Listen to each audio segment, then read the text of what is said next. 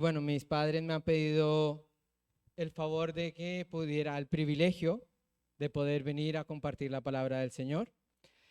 Y la verdad que es muy bonito saber que la obra sigue creciendo, de que la palabra aquí en Lucena sigue estando, sigue ministrando y pues tocando muchos corazones.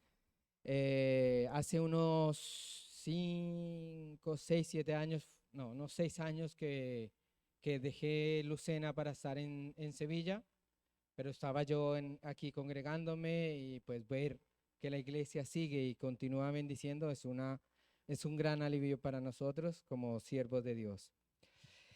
Voy a pedir que por favor busquen Mateo 16, que abran su Biblia.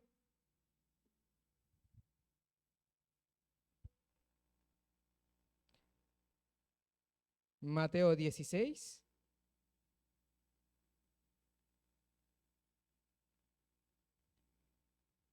Del 13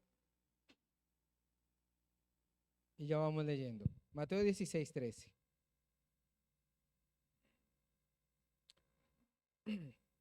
Bueno, vamos a orar. Señor, yo te doy gracias, Padre, por este momento. Gracias por tu amor, por tu bendición, por tu bondad. Gracias por permitirnos escuchar tu palabra. Gracias por tenerme aquí, Señor, y el privilegio de poder compartir tu palabra. Te pido, Señor, que seas tú bendiciendo, que seas tú ministrando, que seas tu Espíritu Santo hablando por medio de mí, que no salgan palabras mías, sino que todo sea tuyo, Padre eterno, tocando el corazón de cada uno. Gracias, Padre, en el nombre del Señor Jesús. Amén y amén. Vale. Pues bueno, estaba Jesús con sus discípulos, ¿vale?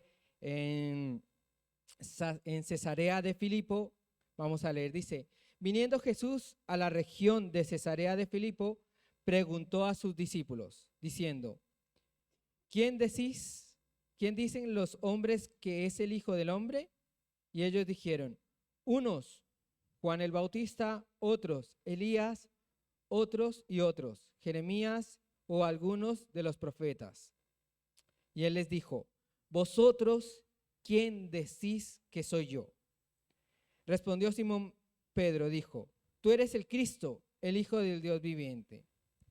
Entonces respondió Jesús, bienaventurado eres Simón, hijo de Jonás, porque no te lo reveló carne ni sangre, sino el Padre que está en los cielos. ¿Vale? Amén. Aquí que vemos, aquí vemos que Jesús está reunido con los discípulos y se está hablando mucho de lo que ya Jesús está haciendo en Israel y en todos los pueblos de alrededor. Jesús está haciendo milagros, está ministrando y le está hablando fuerte a cada uno de los que está allí. Pero entonces Jesús le pregunta, los discípulos le dicen, oye, se está hablando mucho de ti. Y Jesús les dice, bueno, ¿y qué dice la gente?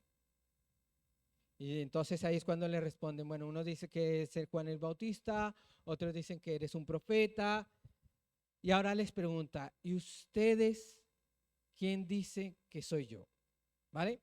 Vemos dos posiciones, ¿vale? Dos preguntas. Una a los discípulos y otra a toda la gente. ¿Vale? Entonces, la pregunta es, si Dios te pregunta, ¿tú qué responderías? Si tú te dice, ¿tú quién piensas que soy yo? ¿Cuál sería la respuesta tuya? Cada uno debe tener claro el punto, lo que piensa que es Dios para cada uno, ¿vale? Pero lo que yo quiero recalcar aquí es, hay un grupo que es el resto y hay un grupo que son los íntimos.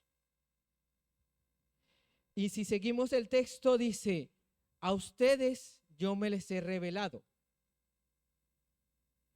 y a ustedes tienen la primicia de lo que soy yo.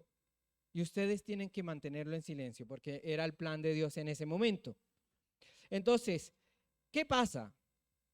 En el versículo 17 dice, entonces respondió, bienaventurado eres Simón, hijo de Jonás, porque no te lo reveló carne ni sangre, sino mi Padre que está en los cielos. Vale, para que nosotros podamos entender quién es Dios, no tengo que contártelo yo. No tiene que contártelo mi Padre, no tiene que contártelo otra persona. Tiene que ser revelado por medio del Espíritu Santo. ¿Vale? ¿Por qué? Porque la misma palabra dice que quien convence de pecado no somos nosotros. Yo te puedo decir a ti que estés fumando, mira que la palabra dice que no fumes, que eso te hace daño, sino tiene que ser el Espíritu de Dios que actúe en ti para que entiendas que eso es pecado para ti. ¿Vale? Entonces nosotros tenemos que tener la revelación del Espíritu para poder llegar a conocer lo que es realmente el Señor. ¿Vale? Entonces nosotros tenemos que buscar al Espíritu de Dios para que nos revele lo que realmente es Jesús en nosotros. ¿Vale? Entonces, la primera cosa que tenemos que nosotros hacer es buscar la intimidad con el Espíritu de Dios. Si nosotros queremos tener algo diferente con Dios, tenemos que buscar en la intimidad al Espíritu de Dios. Muchas veces lo que pasa es que nuestro alimento espiritual es cada domingo o cada vez que venimos a la iglesia, y eso no puede ser así. El alimento espiritual de cada uno de nosotros tiene que ser diariamente. ¿Vale? Mucha gente piensa que el alimento espiritual está aquí solamente en la casa de Dios y no debe ser así. El alimento espiritual está cuando nosotros cogemos la Biblia, nos sentamos 5, 10, 15, 20 minutos a leerla. Eso es un alimento espiritual personal y eso es lo que realmente te va a hacer crecer a cada uno de nosotros. Porque hay gente que viene 1 año, 2 años y todo sigue igual. ¿Pero por qué? Porque solamente sobreviven con lo del domingo y no buscan personalmente a Dios. ¿Qué es lo que decía el Espíritu? ¿Qué es lo que más recalcaba Jesús? Una de las cosas que más recalcaba es que los religiosos solo van en los domingos, levantan las manos, aleluya, pero su día a día no refleja lo que Dios tiene para cada uno. Nuestro andar diario tiene que reflejar lo que Dios nos está dando a cada uno. Amén. Y entonces, la pregunta dice, ¿tú quién dices que soy yo? ¿Vale? Vamos a leer Romanos 8.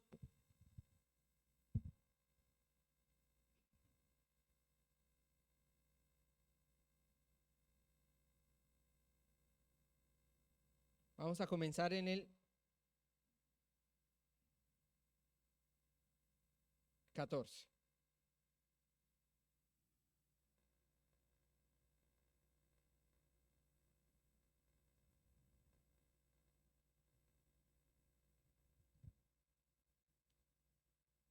Amén.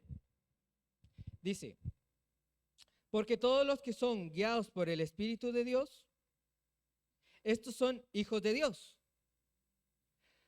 Pues no habéis recibido el espíritu de esclavitud para estar otra vez en temor, sino que habéis recibido el espíritu de adopción al cual aclamamos Abba, Padre. El Espíritu mismo da testimonio a nuestro espíritu. Vuelvo a leer. El Espíritu mismo da testimonio a nuestro espíritu de que somos hijos de Dios. Y si hijos, también herederos. Herederos de Dios, coherederos con Cristo. Y si es que padecemos juntamente con Él, para que juntamente con Él seamos glorificados. Amén. ¿Vale? Aquí vemos varias cosas, ¿vale? Dice, el Espíritu de Dios da testimonio a nosotros, ¿vale? Volvemos a recalcar que quien nos revela la grandeza del Espíritu, la grandeza de Dios, es el Espíritu Santo. Quien nos revela todo lo que es la palabra es el Espíritu de Dios. Por eso dicen que pueden leer abogados, los estudiosos la palabra y pueden que no la entiendan. ¿Por qué? Porque no tienen el Espíritu de Dios. El Espíritu Santo es aquel que nos revela la palabra del Señor. Es aquel que nos revela lo que Dios tiene para nosotros cada día.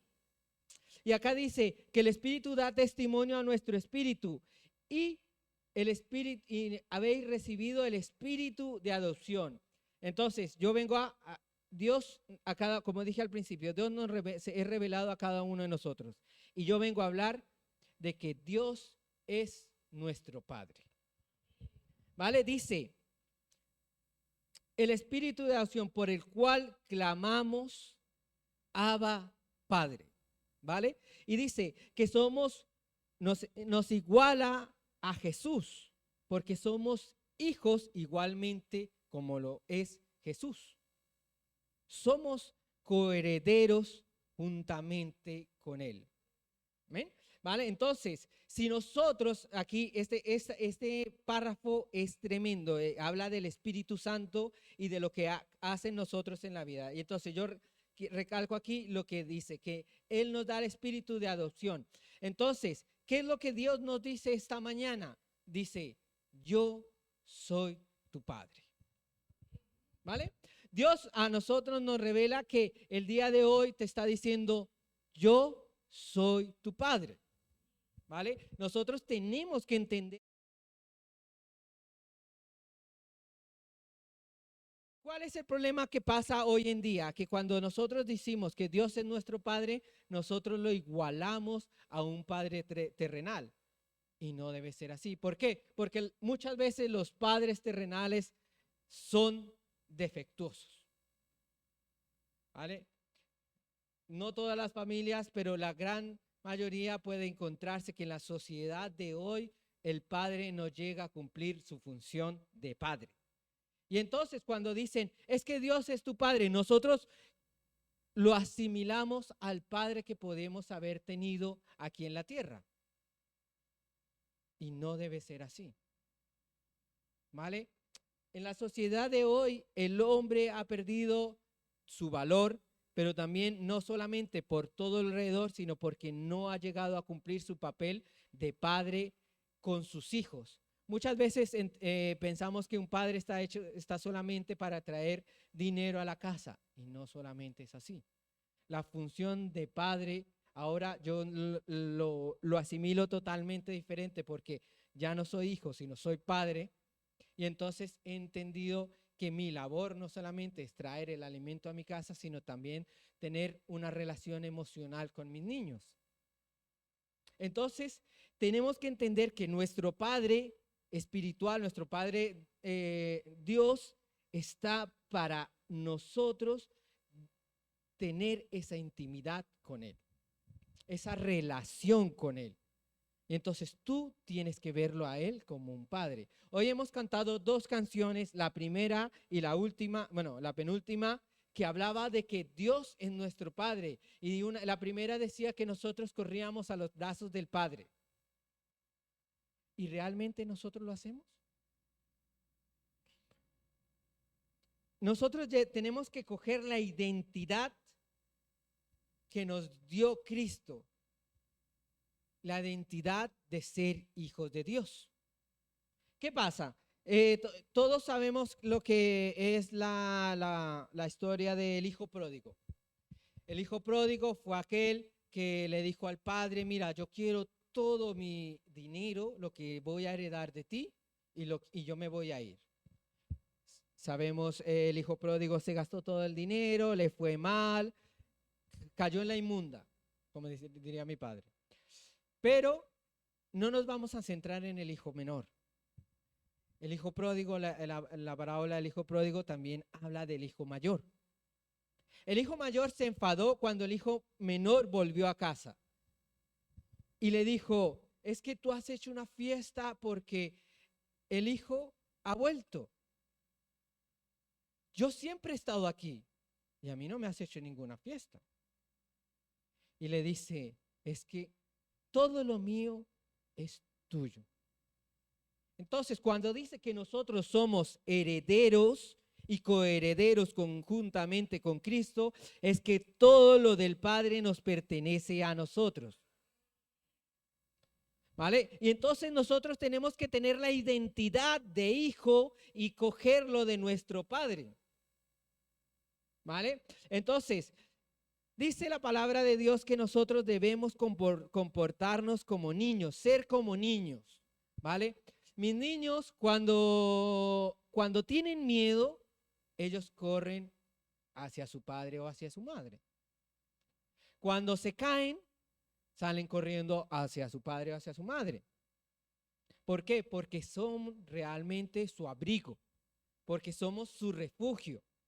Ahora la pregunta es, si Dios nos dice, yo soy tu padre, nosotros como hijos acudimos a Él. Dios no solamente nos dice, yo soy tu padre, sino que quiere que que nosotros nos comportemos como sus hijos. Pero sus hijos como aquel que cuando se cae o está sufriendo, busque realmente del Padre. ¿Qué pasa? Que muchas veces Dios es la última opción cuando ya has agotado todos los caminos.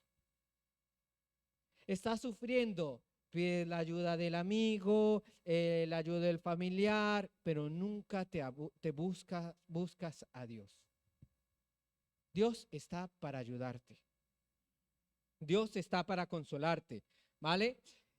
Vamos a leer una historia. Bueno, no, es muy larga, voy a contarla, ¿vale? Pero quiero que entendamos que el punto de vista es que nosotros debemos comportarnos como niños. Y esto yo lo asimilé mucho porque con mis niños yo estoy aprendiendo muchísimo en la vida. Y Dios me está hablando por medio de mis niños. Entonces yo veo que mis niños se aprovechan de sus padres. Saben cómo convencer a la mamá, cómo ponerle una carita así de ay, no. Y entonces, cuando uno lo está regañando, le hace la carita o son así. Porque saben convencer a sus padres. Claro, el padre tiene que ser recto y no caer siempre en sus artimañas, pero ellos cuando sufren, cuando tienen, ellos buscan a su padre. Entonces Dios me habló y me dijo, tú tienes que ser como tus niños. Cuando sufras, cuando tengas necesidad, cuando estés pasándola mal, busca de mí. Yo soy tu refugio. Entonces, cuando nosotros tenemos que tener claro eso, voy a hablar sobre, Dios nos dice, yo soy tu respaldo, ¿vale? ¿Qué pasa? Y uno de las historias que se da claramente la diferencia de tener claro quién es el respaldo, lo vemos en el pueblo de Israel. En la historia de David, ¿vale? David contra Goliat. Todos sabemos la historia, pero te invito a que la leas, ¿vale? Está en 1 Samuel 17. David era un pastor de ovejas. David, todos sus hermanos estaban en la guerra. Él era muy pequeño y estaba acompañando a su padre, cuidando las ovejas en casa. Y entonces el padre le dijo, ve a la guerra donde están tus hermanos y llévales comida. Entonces David cogió el pan y se fue a visitar a sus hermanos. Cuando llegó a la guerra se encontró una escena en que estaban los dos ejércitos, el ejército de los filisteos y estaba el ejército de Israel en una montaña separados por un valle, y dice que estaban uno frente al otro. Y la historia habla de que el pueblo de los filisteos había un hombre que medía más de 2 metros, salía con su armadura, con su escudero y decía, no vamos a enfrentarnos unos con los otros. No vamos a hacer, aquí no tiene que morir gente innecesariamente. Vamos a hacer una cosa, escoged una persona del pueblo de Israel que se enfrente contra mí, y el que pierda, el ejército va a ser esclavo del otro y ya no nos vamos a matar. ¿Qué pasaba? que como sabía Goliat que ninguno iba a ser capaz de enfrentarse a él, se burlaba del pueblo de Israel. Y eso lo hizo durante 40 días. 40 días el pueblo de Israel sufriendo la humillación de que salía un hombre, se burlaba de ellos y le decía, ¿no hay ninguno de ustedes que se enfrente contra mí? Y muchas veces nos pasa así a nosotros. Muchas veces dejamos que las aflicciones nos estén en la cabeza diciendo, tú no tienes un Dios que pueda contra mí.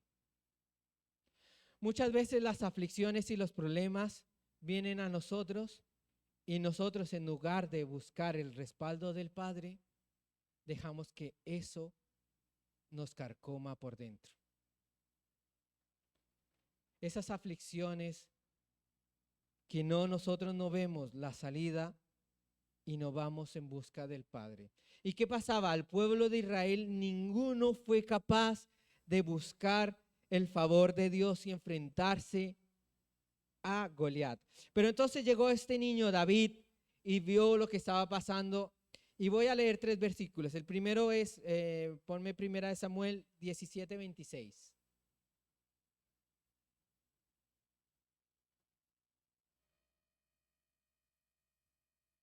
Y dice, ¿vale? Dice ahí. Entonces habló David a los que están juntamente a él diciendo, ¿qué hará el hombre que venciere a este filisteo y quitare el oprobio de Israel?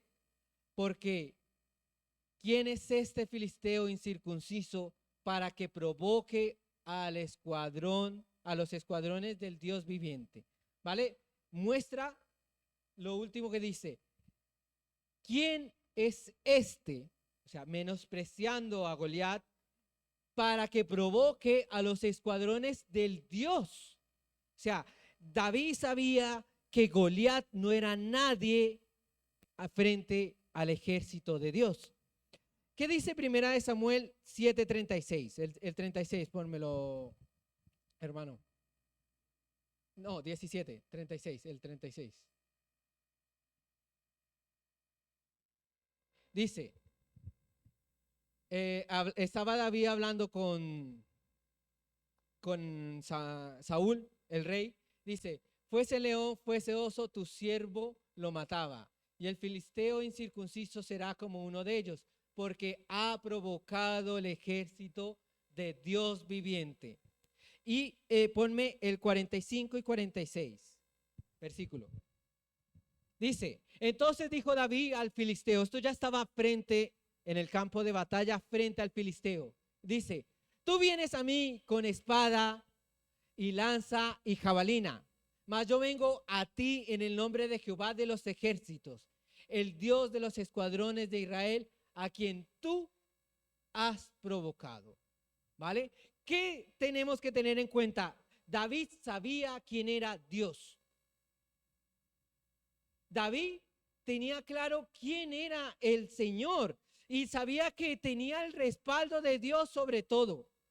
Pasara lo que pasara, el respaldo de Dios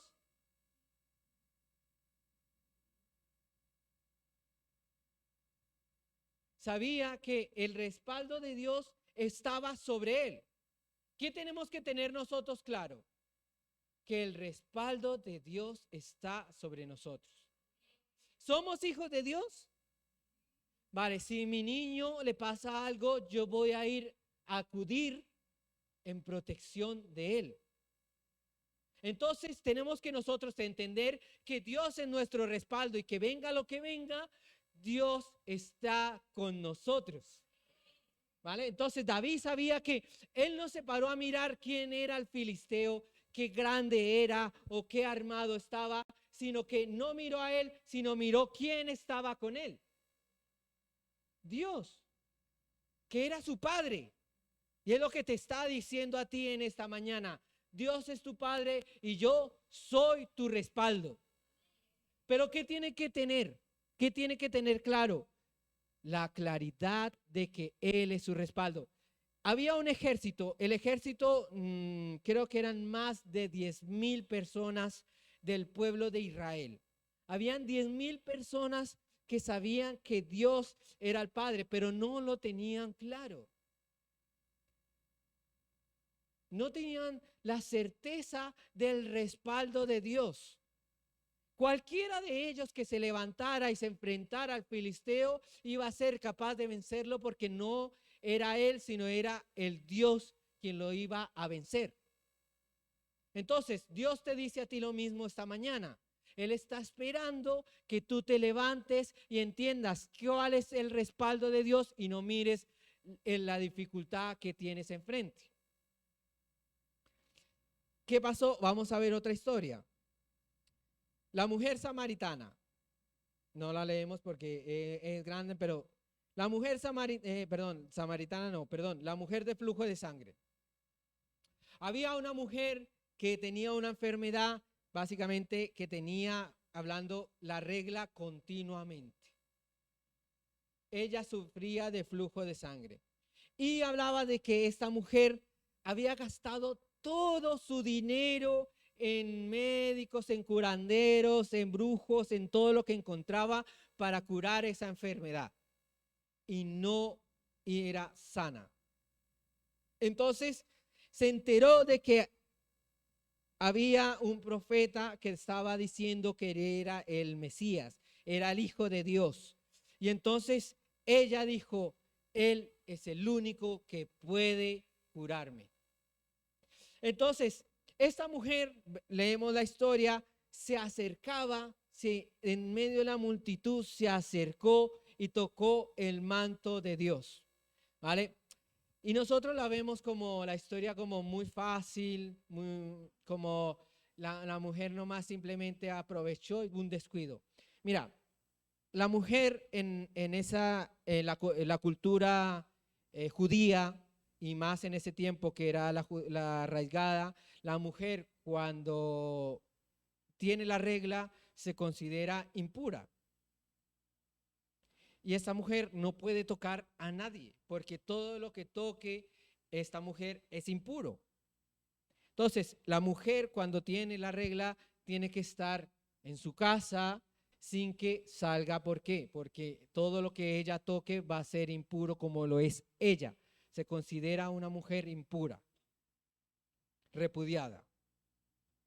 Entonces, por eso viene la palabra de repudiada. ¿Por qué? Porque esa mujer no podía salir. Entonces, esa mujer sufría del flujo de sangre y si la veían en la calle, esa mujer iba a ser repudiada. Pero esa mujer se atrevió a salir, se atrevió a pasar la multitud sabiendo que podían juzgarla, apedrearla, decirle todo por tocar solamente el manto de Dios. ¿Y qué pasó? Que esa mujer entendió de que Dios era su sanador, de que él iba a ser sana simplemente con tocar el manto de Dios. Y lo tocó. Y fue sana.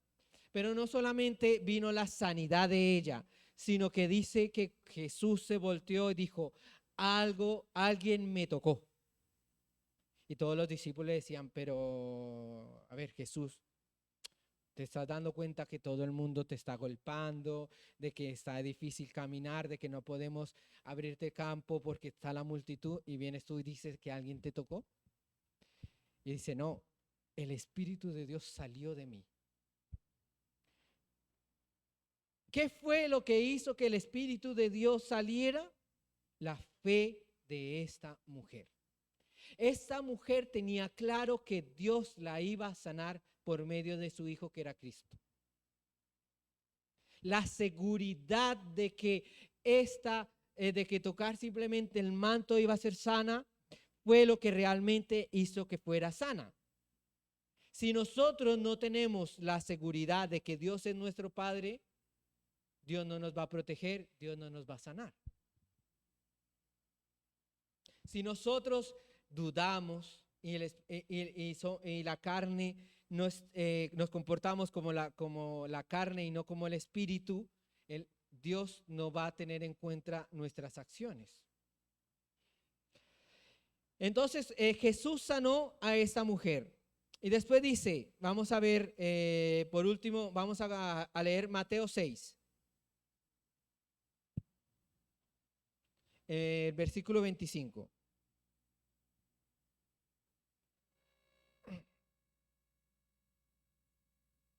Mateo 6, 25.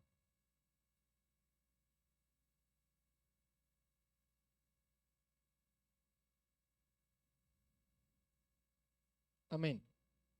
Dice, por tanto os digo, no os afanéis por vuestra vida, porque habéis de comer o que habéis de beber, ni por vuestro cuerpo, que habéis de vestir.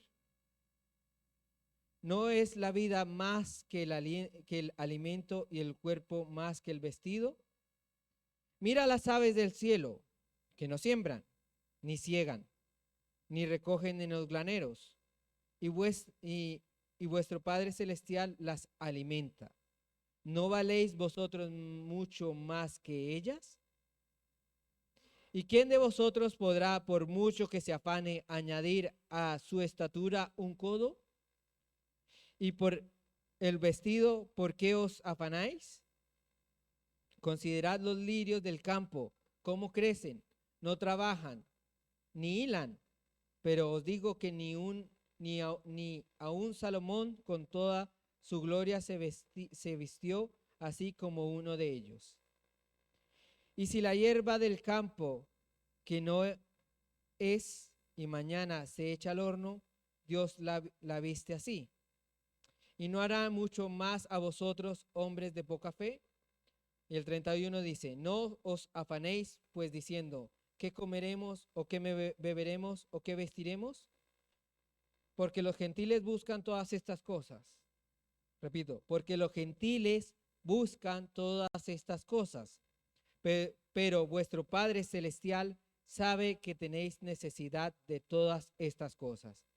Mas buscad primeramente el reino de Dios y su justicia, y todas estas cosas os serán añadidas. ¿Vale?